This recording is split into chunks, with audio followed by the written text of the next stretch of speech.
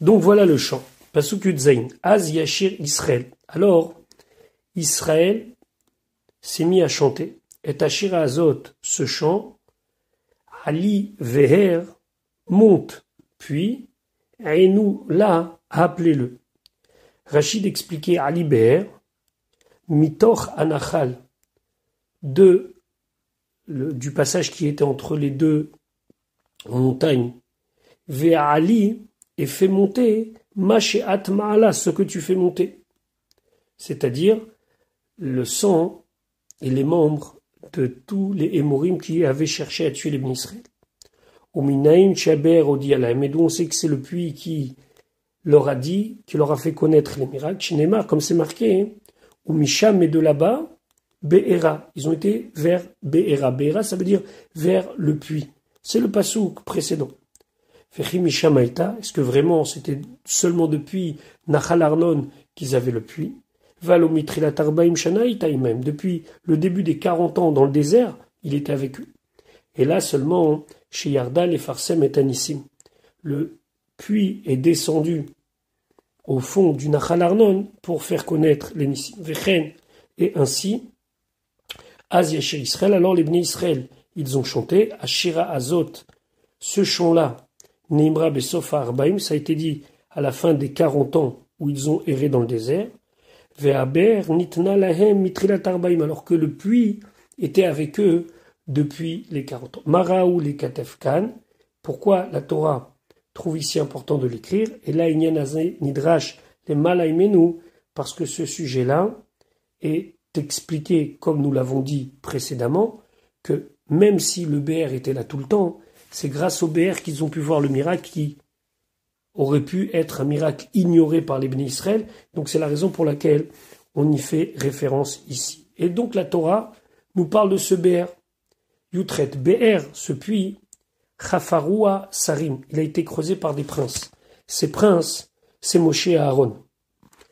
Karoua Nediveam, c'est un puits qui a été ouvert, Nediveam, par les gens importants du peuple.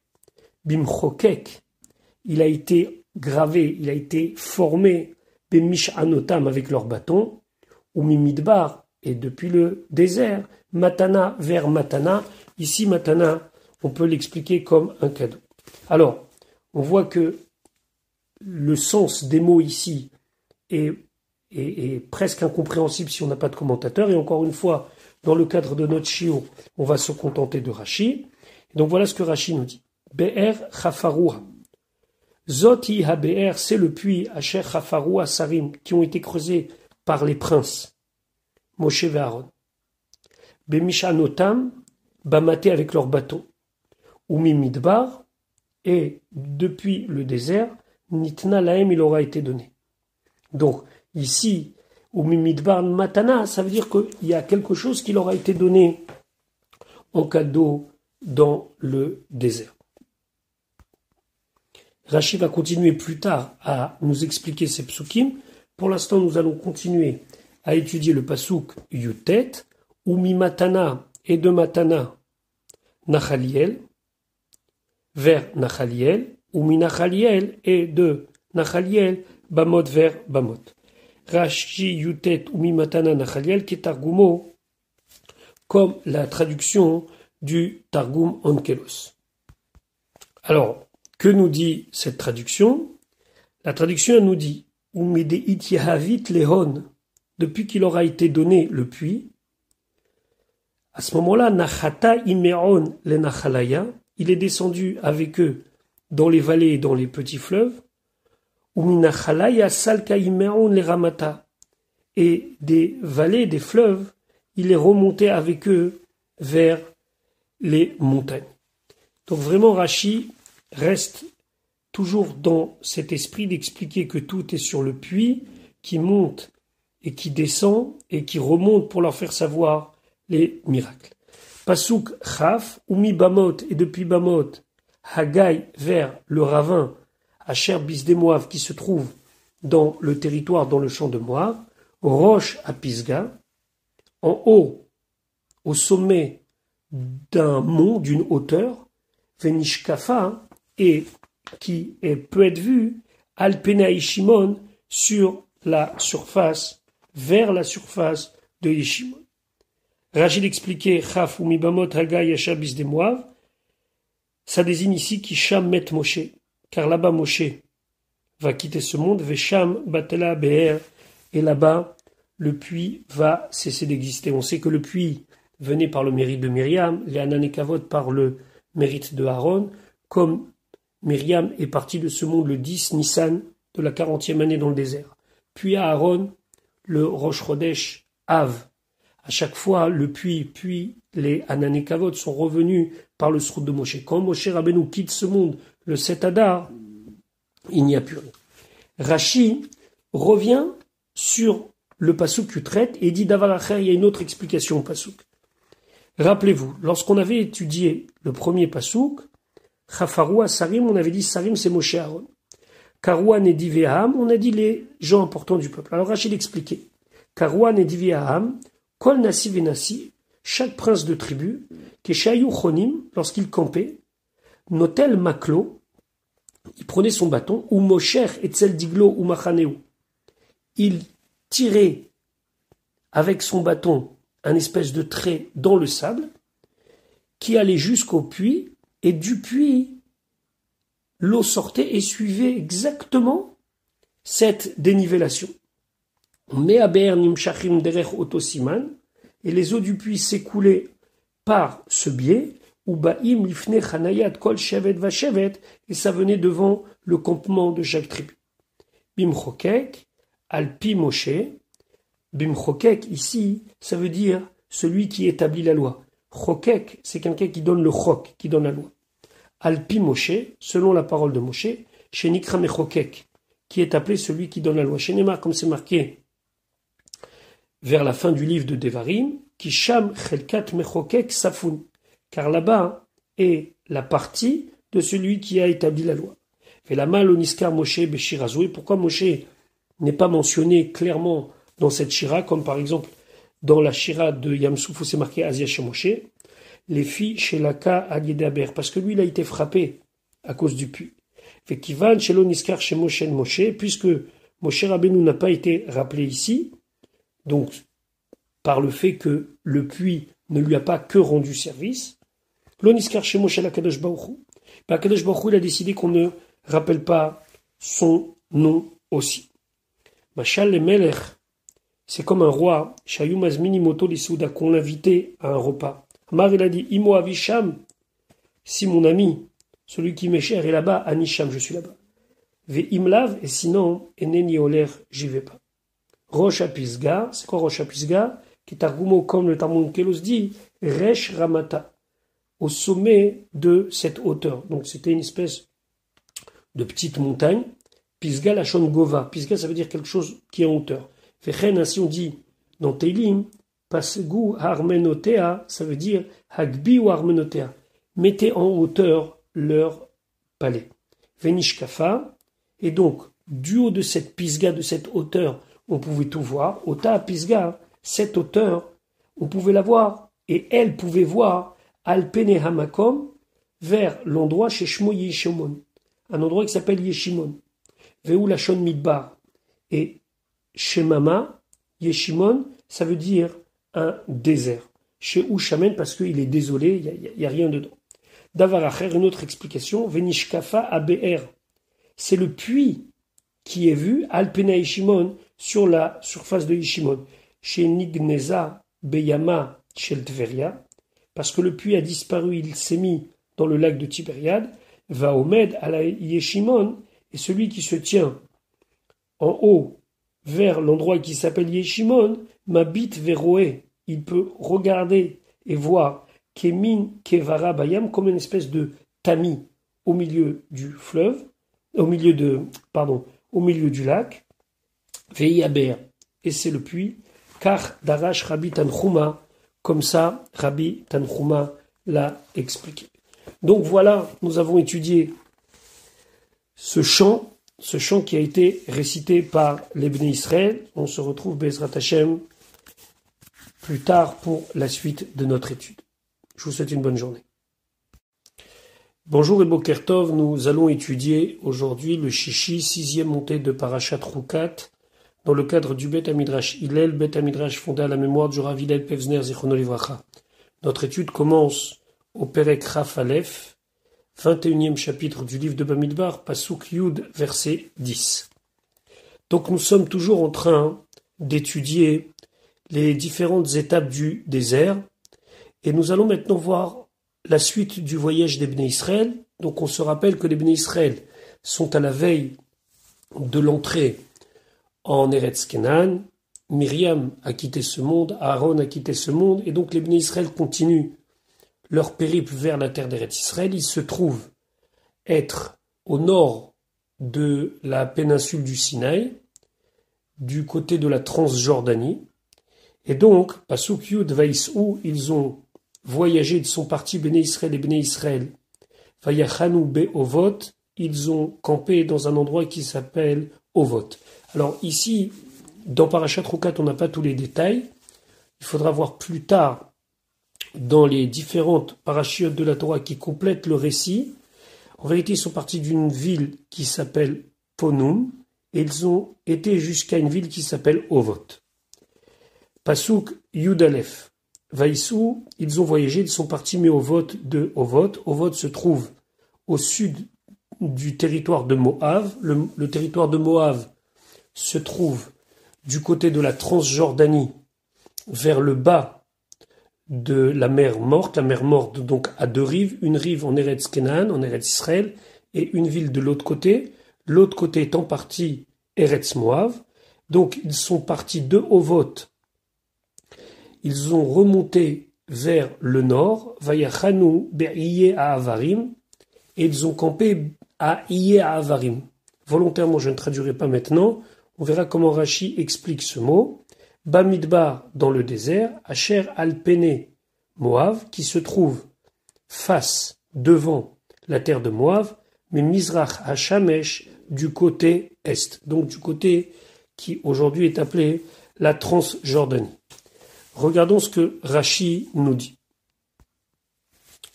Donc Rashi Yudalef, Be'iyeh à Avarim, Lo Yadati, je ne sais pas, Lamanikra Shemo'ayim. Pourquoi cet endroit-là est appelé Ayim? Donc Rashi s'intéresse à l'étymologie du nom de l'endroit, et il dit Ve'i, Lachon Churba'i. Et ça signifie une ruine. On a un passage dans Télim qui dit Samu et Yerushalayim le'ayim. Ils ont rendu Yerushalayim des ruines. Donc il semblerait que cet endroit-là s'appelle ruine, mais pourquoi il s'appellerait ruine? Donc première piste, parce que c'est un endroit où il y a des ruines. La deuxième piste, c'est qu'il y avait là-bas des petits monticules de sable, comme ça des petites dénivellations, et que c'est comme des petits tas, lorsqu'on balaye, il y a toute la poussière qui est rassemblée et que ça fait un petit tas. C'est pour ça que Rashi dit pourquoi on l'appelle Yim, Davar Ataout Bematate. C'est quelque chose qui a été balayé avec un balai, et donc ça faisait des petites espèces de petites collines tout au long de ce territoire. Donc on l'appelait Yé Avarim. Et c'est quoi Avarim? Rashi va expliquer plus tard. Avarim, c'était parce que c'était un endroit par lequel les gens ils passaient. Maintenant Rashi continue à s'intéresser à l'étymologie. Il dit Ve'aïn bo yesod levada. Le mot aïn, c'est la racine du mot en lui-même. Ve'u lachon yaim. D'ailleurs, on retrouve, nous dit Rashi, ce même shoresh, cette même racine dans le mot yain. Le mot yaim, c'était des espèces de petites brosses qui étaient utilisées au Bet Hamikdash et au Mishkan pour gratter les restes de cendres sur le Misbeach. Et donc, il y a la même idée ici de gratter, de faire des petits tas. D'ailleurs aussi, on a trouvé un passouk de Ishaïa, nous dit Rashi, Veya'a Varad. Et dans quel sens? Dans le sens que la grêle va balayer complètement et va détruire complètement ce que vous avez. Là-bas, le contexte du passouk, le Navi Ishaïa s'adresse au Réchaï. Donc on a compris que Ayim, ça veut dire ruine, mais ruine dans le sens rassemblement comme ça de déchets, de sable, pas dans le sens quelque chose qui était construit et qui maintenant a été détruit. À Avarim, Rashi dit pourquoi il l'appelait Avarim, il y a le mot passer, la'avor, derech ma'avar, c'est un passage, à ouvrim sham, pour ceux qui passent là-bas, et arnevo, en allant vers le Arnevo, El Eretz Kenan, puis vers la terre de Kenan. Chez ou Mafsik, parce que ce territoire sépare Ben Eretz Moav, l'Eretz Haïmori, entre Eretz Moav, donc la terre de Moav, et un petit peu plus haut, la terre de Hémori. Les deux ont un lien avec Yamamelach, avec la mer morte, la mer du sel, puisque ces deux territoires, un, Eretz Moav, et un petit peu plus haut, Eretz Haïmori, ont un contact avec la mer. Al Pene Moav, Mimizrach HaShamesh, Rachid expliquait le même ici, c'est Bemizracha Shel Eretz Moav, parce que ça se trouvait à l'est du territoire de Moav. C'est juste un Rachid pour nous expliquer le même ici, doit se comprendre comme un bet Bemizrach. Pasuk Yudbet, les Bnei Israël ont l'intention de traverser le territoire de Moav et de rentrer en Eretz Israël. Moav va leur refuser. On verra ça plus tard dans Rashi. Donc Misham, de là-bas, de la frontière du territoire de Moav, Nassa, où ils ont voyagé, les Bnei Israël vayachanou, ils ont campé Benachal Zared, au Nachal Zared. Cet endroit-là, Nachal Zared, sera appelé plus loin Divon Gad. C'est exactement le même endroit, mais on est encore un petit peu plus haut, on est un petit peu monté au nord, et là, il y a un tout petit fleuve qui donne sur le Yamamelach, qui donne sur la mer morte, donc en bas de la mer morte, et qui traverse le territoire de la Transjordanie. Pasuk Yud Gimel, Misham, de Nachal Zared, Nassa, où ils ont voyagé les Bnei Israël, Vayachan, où ils ont campé, Me'ever Arnon. Donc, du côté d'un petit fleuve qui s'appelle Ever Arnon, ou bien Nachal Arnon, Asher, qui est Bamidbar, dans le désert, Ayotse, qui sort, Midevul Haïmori, de la frontière du Hémori. Donc, on est entre Eretz Moav et Eretz Haïmori. Et le Passouk d'expliquer exactement où se trouve cet endroit-là, qui Arnon, car Arnon, Gevul Moav, c'est dans le territoire extrême, ça veut dire à la limite de Moav, Ben Moav ou Ben Haïmori, entre Moav et Hémori. Et là-bas, il y a un petit endroit où coule un tout petit cours d'eau, et les Bnei Israël ont campé là-bas. Rachid expliquait le mot Gvoul ici. Gvoul, des fois, ça veut dire un territoire, mais ici, ça veut dire Troum, c'est donc la limite, sauf Metzer Shelaim, la fin de leur partie. Vechen et ainsi Gvoul Moav. Quand on dit Gvoul Moav, c'est pas tout le territoire, mais ça signifie Lachon Katse Vasov, c'est la frontière. Ben, entre, ou Ben, et entre, ça veut dire entre Moav et entre Hémori. Mais vers Arnon, et Kifou, ils ont fait un détour, ils ont contourné Eretz Moav, la terre de Moav. Comment? Ils ont évité de rentrer dans le territoire de Moav, et donc ils ont contourné Kol Deroma ou Mizracha, par le sud-est, pour éviter de rentrer dans son territoire, Ad Shebaou Me'ever Hasheni, jusqu'à qu'il soit arrivé de l'autre côté, les Arnon, à l'endroit appelé Nachal Arnon. Et ce Nachal Arnon, donc ce petit cours d'eau, sépare entre Moav, qui se trouve au sud, et le Hémori, qui se trouve plus haut au nord. Betor Eretz Haïmori, dans la terre du Hémori, dans ce territoire, Bitzpona, Shel Eretz Moav, au nord de la terre de Moav. Hayotse Migevul Haïmori, c'est quoi Hayotse? C'était une petite terre. Hayotse, Retsua, c'est un tout petit territoire. Yotsa, donc qui se remarque, Migevul Haïmori, depuis la frontière du Hémori, Veish el Hémorim, et ce territoire appartenait au Hémorim, Venichneset le Gvul Moav, et rentrait dans le territoire de Moav. Ad jusqu'à Arnon, le territoire appelé Arnon, chez Gvul Moav, que lui, c'est la limite, la frontière de Moav. Fesham Chanou Israël. Là-bas, les Bnei Israël, ils ont campé. Vélo, Baoul et Gvoul Moav. Ils ne sont pas rentrés dans le territoire de Moav. Qui Arnon, Gvoul Moav, parce que Arnon est à la frontière. Et eux, Moav, n'ont pas donné l'autorisation à ce que l'on passe par leur terre. Et même si Moshe ne nous le dit pas ici clairement dans la Torah, hein, Peresha Yiftach, un des Shoftim, plus tard, après le livre de Yehoshua, le dira que Moshe Neymar, Yiftach, comme c'est dit dans les paroles de Yiftach, que l'on peut retrouver dans le livre de Shoftim, au Perek 11, au chapitre 11, ne pas confondre avec la paracha de Shoftim, mais le livre de Shoftim qui se trouve après Yehoshua, c'est marqué Vegam el Melech Moav Shalach Veloava, que même les Bnei Israël, ils ont voulu passer par le territoire de Moav, ils ont demandé au roi de Moav, ils ont envoyé des émissaires, Veloava, il a refusé. Ici, c'est pas marqué. On a vu refus d'autres rois, mais pas de ce roi-là, il faut donc le voir dans Yiftach, où Moshe Remaza, et Moshe, il en a fait une allusion, quand, dans le livre de Devarim, au tout début, il va dire qu'Asher Asuli Bene Esav, à Yoshvim Beseir, Ve Moavim, à Yoshvim Be'ar, là-bas, des paroles de Moshe, on peut comprendre que c'était le refus qu'il a eu de ses descendants d'Esav de passer par la terre de Moav ou d'autres peuples pour pouvoir rejoindre le plus rapidement Eretz Yisraël. Ça a été le refus de Sichon Melech Haimori, de Og Melech Habashan et d'autres. Mahelu lonetanu la avor betoch artsam, comme eux ont refusé que l'on passe par leur terre, et la hikifum saviv, mais on les a contournés, af Moav ken, ainsi Moav a refusé. Pasuk Yud Dalet, nous allons maintenant expliquer ce pasuk selon le commentaire de Rashi. Il y a d'autres commentateurs qui n'expliquent pas de cette manière-là.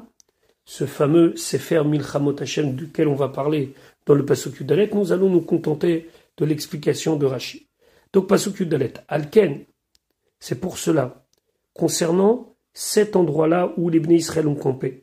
Yehamar, il est raconté, il est dit, Sefer Milchamot Hashem, dans le livre des Milchamot Hashem, des guerres de Dieu. C'est un livre qui existait à une certaine époque où étaient comptées toutes les guerres entre guillemets de Dieu et tous les miracles qu'il a fait. Ed Vahev Besoufa, comme ce qu'ils ont raconté, la manière dont Hachem a fait des miracles à Yamsouf, dans la mer Rouge, Soufa ici c'est Yamsouf, Ve'et Hanechalim, et dans les fleuves Arnon de Arnon, car là, ici aussi, il y a eu des miracles. Donc voilà comment on peut comprendre ce passouk, même si encore une fois, d'autres l'expliquent d'une autre manière. Regardons ce que Rashi nous dit.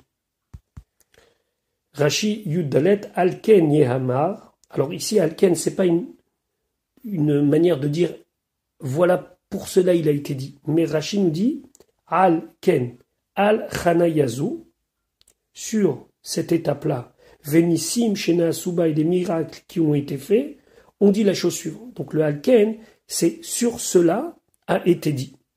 Yehamar be Sefer Milchamot Hashem, le Sefer ici, alors où on peut dire Sefer dans le sens un livre, ou bien autre explication, Sefer ici ne signifie pas un livre.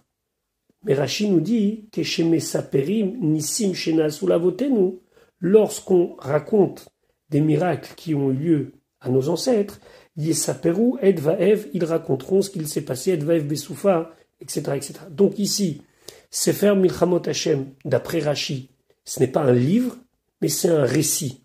Et donc le Sefer ici devrait être traduit le récit des Milchamot Hashem, c'est-à-dire que quand les parents racontaient à leurs enfants ce qui s'est passé dans le désert, ils leur racontaient Yamsouf, mais ils leur racontaient aussi ce qui s'est passé ici à Nachal Arnon. Et Vaev, que mot, c'est comme si c'était marqué Et Yahev. Yahev, ça veut dire donner. Que mot, chez Yehamer, min Yahed, Vi'ed. C'est à chaque fois le Yud qui peut être compris comme si c'était écrit avec un Vav. Vechen Yehamer Yahev, Vahev. Ça veut dire donner. Vehavav Yesodou, et le Vav fait partie de la racine du mot Klomar, Et Asher Yahav Lahem, ce qu'il leur a donné, Veir Banissim Beyamsouf, il a multiplié des miracles dans la mer Rouge. Ve'et Hanechalim Arnon, Keshem Shemesaperim Benissé Yamsouf, comme on raconte les miracles de la mer Rouge, car Yesh les Saper Benissé Nachal Arnon. Ici, il faut raconter aussi ce qui s'est passé à Nachal et Arnon, dans l'endroit où il y avait ce petit fleuve-là, chez Afkan Nasunissim Gdolim, parce que même ici, il y a eu des grands miracles, ou Maemanissim, et quels sont ces miracles-là? Et là, il nous faut étudier la suite pour savoir qu'est-ce qui s'est passé dans cet endroit de si extraordinaire pour le comparer à Yamsouf, pour le comparer à la mer Rouge. Alors, quel était le miracle extraordinaire qui s'est passé? Veheshed, alors Pasuk Tedvav, Veheshed Anechalim, donc le déversement des fleuves de Nachal et Arnon, qui étaient ces petits cours d'eau, Chernata qui s'est détourné. Et on va voir exactement dans Rashi qu'est-ce qui s'est passé. Les Shevet Ar, vers la ville qui est appelée Ar, Venishan, il s'est appuyé, les Gvoul Moav, à la frontière de Moav. Les mots ici ne nous disent pas grand-chose. Il faut, selon l'interprétation de Rashi, encore une fois, selon l'interprétation de Rashi, il y a d'autres commentateurs, comprendre qu'ici, il y a eu un miracle extraordinaire. Regardons ce que nous dit Rashi. Pasuk Tedvav Rashi, Ve'eshed Anechalim, Targum Shel Shefer. Eshed, ça veut dire le déversement. Eshed, Shefer Anechalim, c'est le déversement des fleuves. Ici, la Torah nous dit en quelques mots un immense miracle. Shenishpar Sham Dam Shel Emorim. Là-bas, c'est déverser le sang des Emorim. Shehayu Nichbaim Sham, qui était caché là-bas. Les filles Shehayu et Harim Gevoim, parce que là-bas il y avait de grandes montagnes. Ve'anachal Amok Vekatsar, et c'était un petit cours d'eau qui était dans la profondeur du passage entre les montagnes. Ve'arim Smuchim Zelazé, et ces montagnes étaient très proches les unes des autres. Adam Omed ala Armisé ou Medaber Imchaveo ba Armisé. Si un homme se trouvait dans une montagne, il pouvait parler avec celui qui se trouvait dans la montagne d'en face. Ve'aderech over betoch hanachal, et il y avait un chemin qui passait dans cette vallée. Alors ici, Nachal, c'est aussi un petit cours d'eau, mais c'est aussi une vallée, un passage.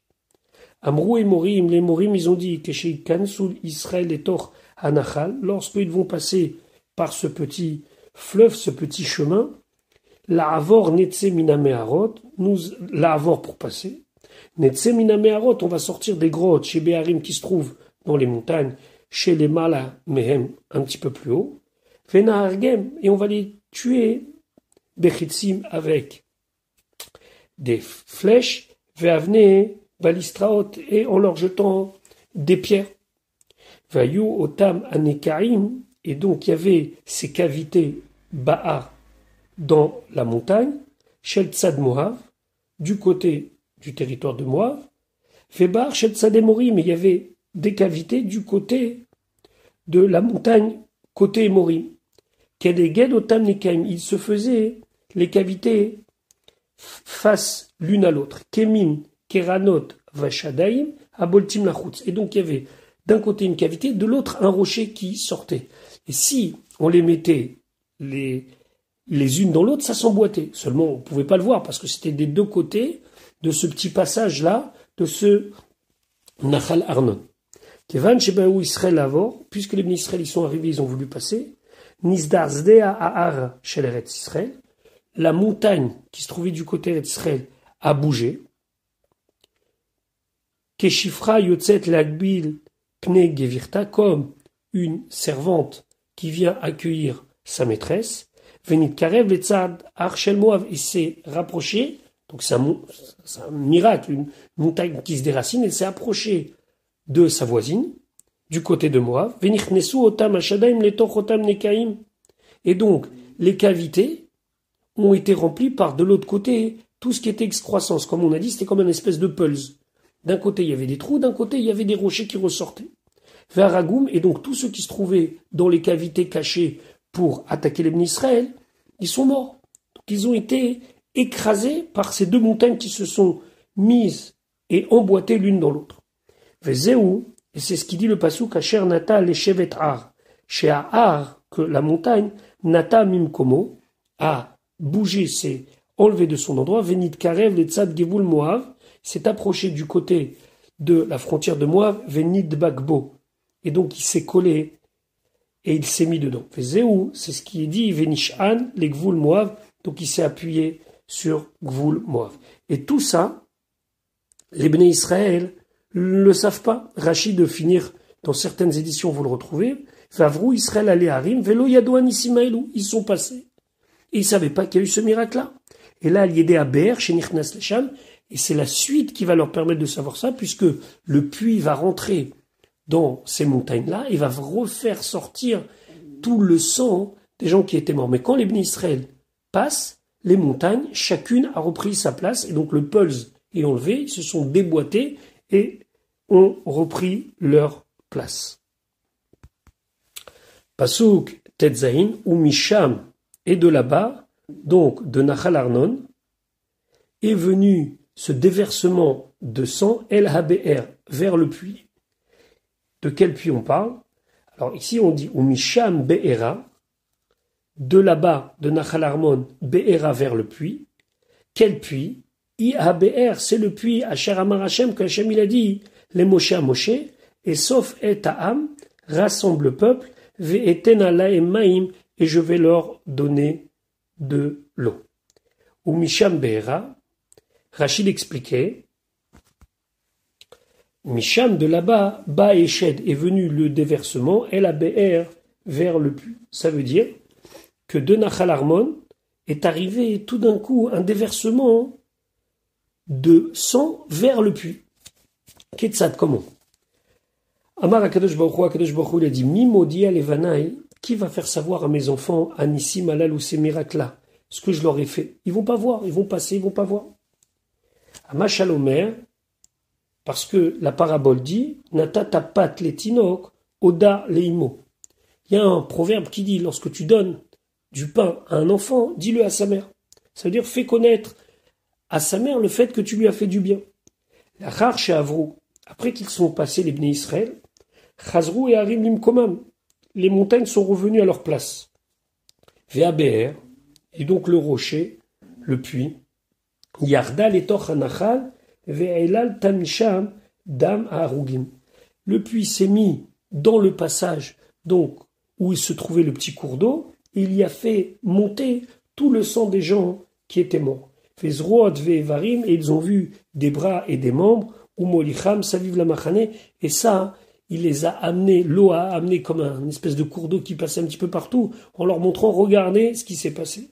Ve'israël raou, lorsque les Bnei Israël, ils ont vu une telle chose, Amrou Shira, ils se sont mis à dire un chant de louange. Donc, il y a ici une manière de voir un parallèle entre Yamsouf, la mer Rouge, où aussi il y a eu des morts, les Bnei Israël, ils ont vu sur les rives de la mer Rouge les Égyptiens morts, et ici aussi c'est le même cas, sauf que c'est pas sur les rives, mais c'est le Be'er qui a fait ressortir, et dans les deux cas, ils ont dit Shira, ils ont dit un chant. Donc voilà le chant. Pasuk Yudzaïn, Az Yashir Israël. Alors, Israël s'est mis à chanter, et Ashira Azot, ce chant, Ali Veher, monte, puis, et nous, là, appelez-le. Rachid expliquait Ali Beher, Mitoch Anachal, du passage qui était entre les deux montagnes, Ve'ali, et fait monter, Masheat Ma'ala, ce que tu fais monter. C'est-à-dire, le sang et les membres de tous les Hémorim qui avaient cherché à tuer les Bnei Israël. Uminaim Chaber Odialaim, et d'où on sait que c'est le puits qui leur a dit, qui leur a fait connaître les miracles. Chinema, comme c'est marqué, ou Misham, et de là-bas, Be'era. Ils ont été vers Be'era. Be'era, ça veut dire vers le puits. C'est le pasouk précédent. Fechi Misham Aïta, est-ce que vraiment c'était seulement depuis Nachal Arnon qu'ils avaient le puits? Valomitrilat Arbaim Shana Itaïmem. Depuis le début des 40 ans dans le désert, il était avec eux.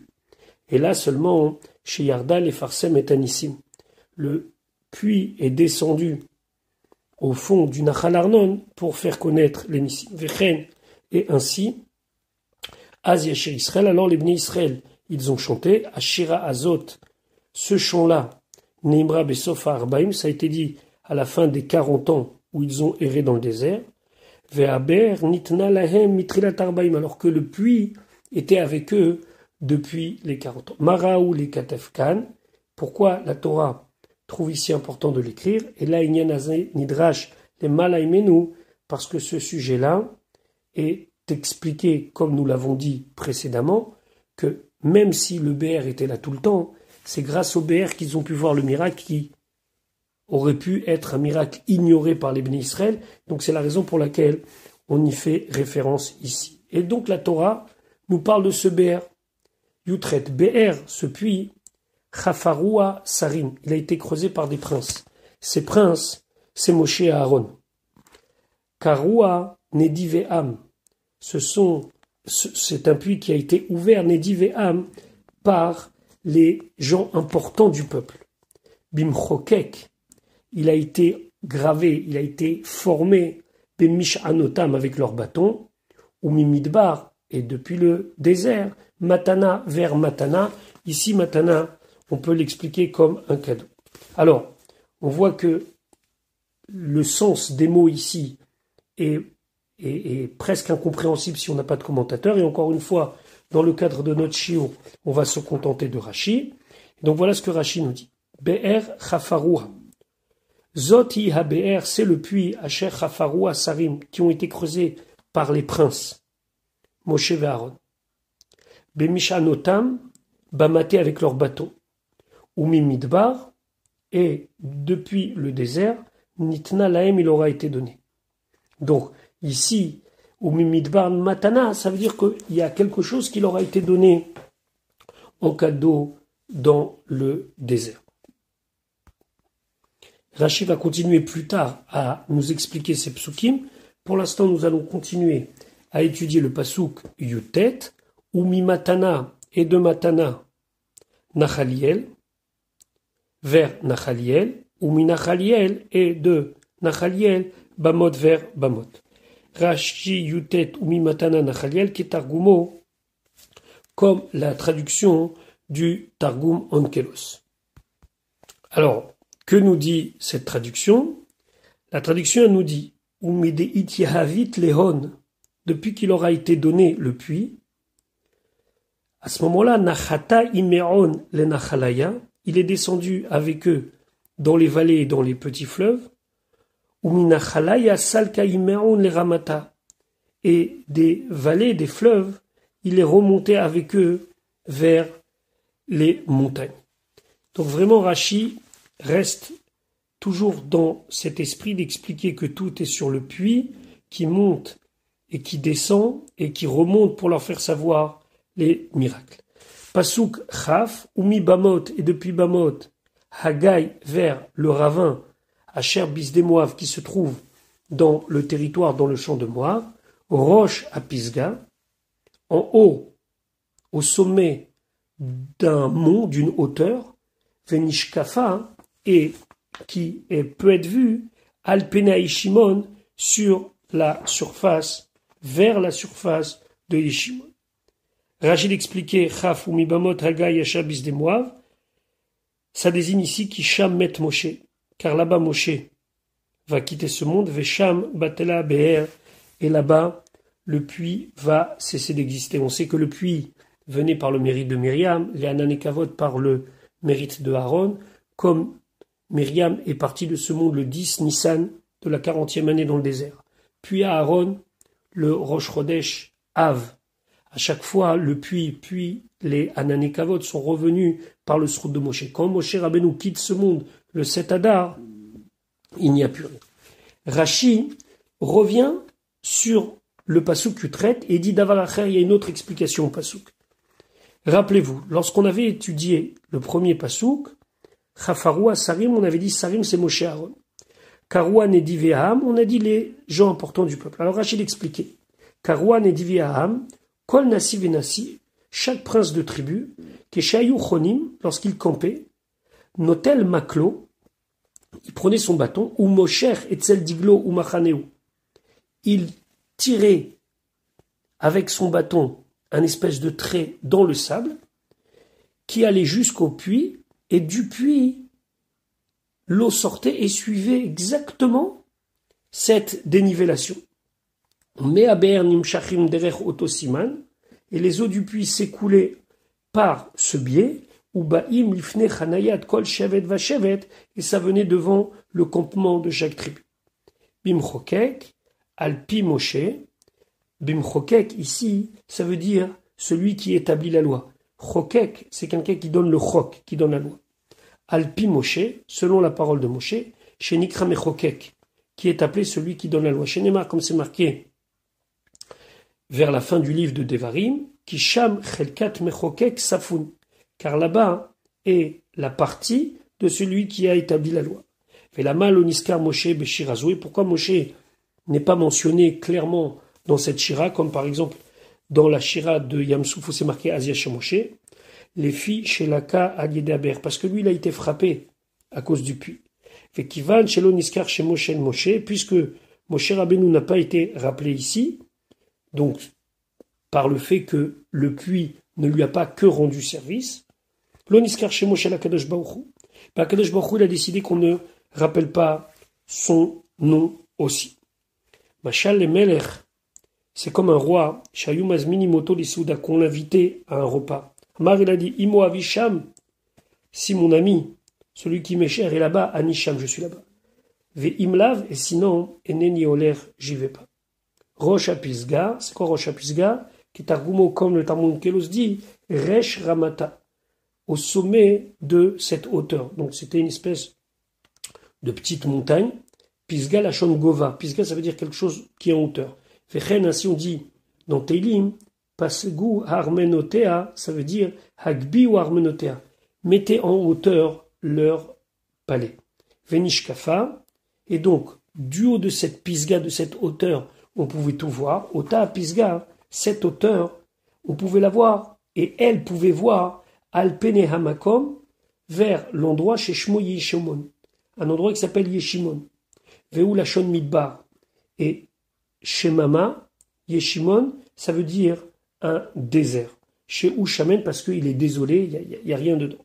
Davaracher, une autre explication, Venishkafa ABR, c'est le puits qui est vu, Alpena Yeshimon, sur la surface de Yeshimon. Chez Nigneza Beyama Shel Tveria, parce que le puits a disparu, il s'est mis dans le lac de Tibériade, va Omed à la Yeshimon, et celui qui se tient en haut vers l'endroit qui s'appelle Yeshimon, m'habite Veroé. Il peut regarder et voir Kemin Kevara Bayam comme une espèce de tamis au milieu du fleuve, au milieu du lac. Veiyaber, et c'est le puits, car Darash Rabbi Tanchuma, comme ça Rabbi Tanchuma l'a expliqué. Donc voilà, nous avons étudié ce chant qui a été récité par les Bnei Israël. On se retrouve Bezrat Hashem plus tard pour la suite de notre étude. Je vous souhaite une bonne journée.